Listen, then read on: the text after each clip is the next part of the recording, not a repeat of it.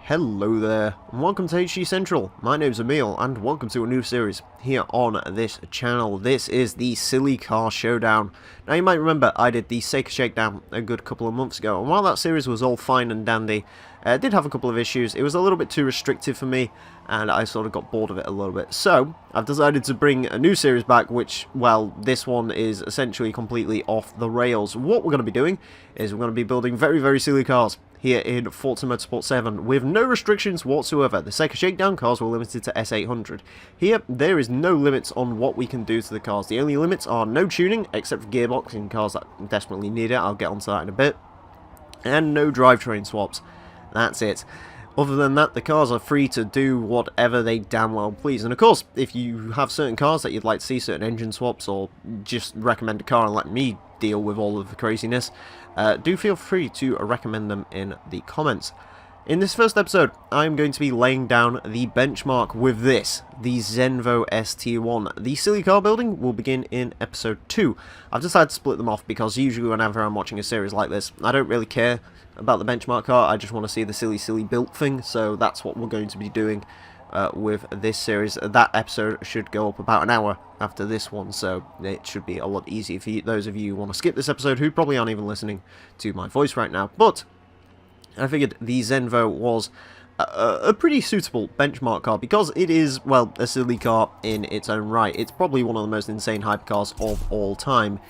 It has 1,086 horsepower, 1,054 foot-pound of torque, 3,944 pounds of weight. All of that is a lot, and that's the best way to describe this car. It is twin-charged, which is mental, and it's also known as the car which kind of caught fire on Top Gear, and that is a thing it did.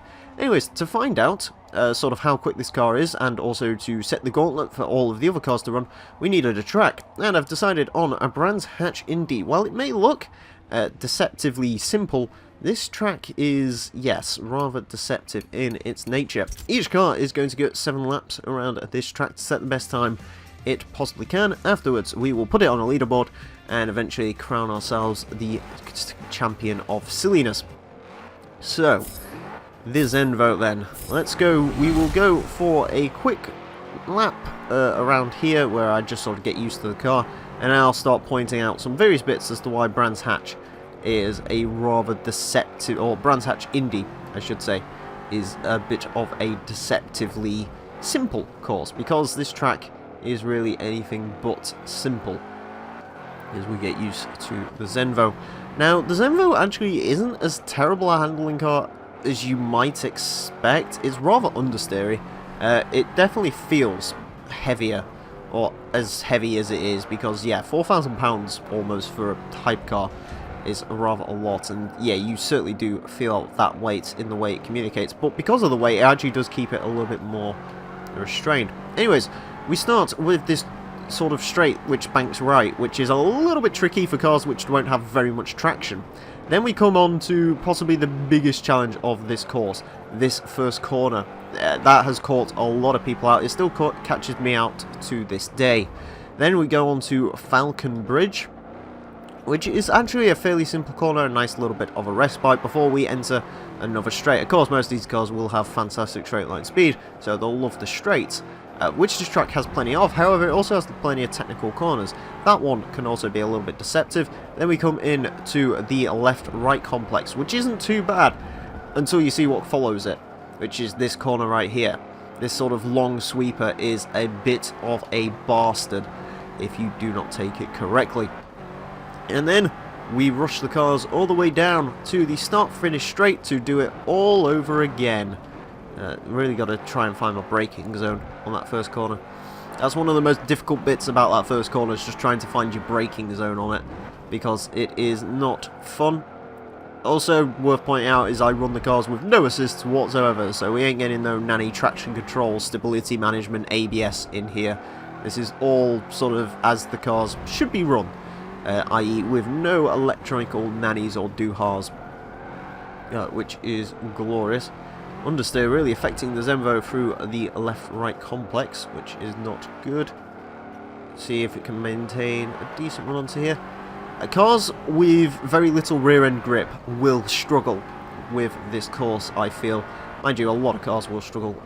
The Zenvo is, well, I wouldn't say it's surprisingly quick, but my goodness, it gets about 160 odd miles an hour down that final straight, which is a lot.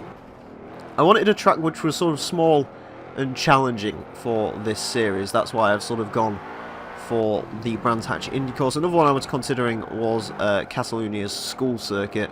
While that one's fine, and it is a pretty crazy track to race on, it's just a little bit too, you know, it's not quite as interesting as Brands Hatch Indy, I don't feel. It's not got quite as many challenging points, although you'd expect it to. So when you look at the track and you race silly cars around it, it actually isn't too terrible. As we rush towards the line once again. On the brakes, on the brakes, on the brakes. Please stop. Oh, see what I mean about that first corner? The worst bit about that first corner is you can never actually tell how you're going to deal with it. Whether the car is going to pull through it nicely, or if it's just going to try and, well, murder you and run you off the road. Nice and relaxed through there as we push on the power. Minute after minute, we have got the power. Apparently I'm actually slower on this lap than I was on that second lap, so maybe it's actually a smarter idea to take that sort of first corner a bit more sedately, maybe. Getting a little bit on a slide through there. Once again, this is the second to last lap for the Zenvo. We get a turn into there, trying to avoid the curbs. The curbs are nasty around here as well, which doesn't particularly help the case of some of our lower sports cars, which are assumedly going to have a good couple of issues with this track. A little bit slow through there, but I did get on power quite nicely. We are down again on the lap time. Yeah, not quite sure what I'm going to be doing to make up some more lap time, although I do know I'm going to try and come onto this straight a bit more. There we go. A little bit more composed. The understeer is actually pulling the car out on the exit of that corner, which is not something I'd really expect it to do.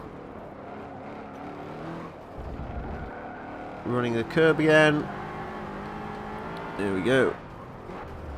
The brakes are solid enough, actually, which I wasn't expecting. These are, I believe these are not even carbon ceramics on this car. They're complete steel brakes, but they're not actually too terrible at getting the car slowed down.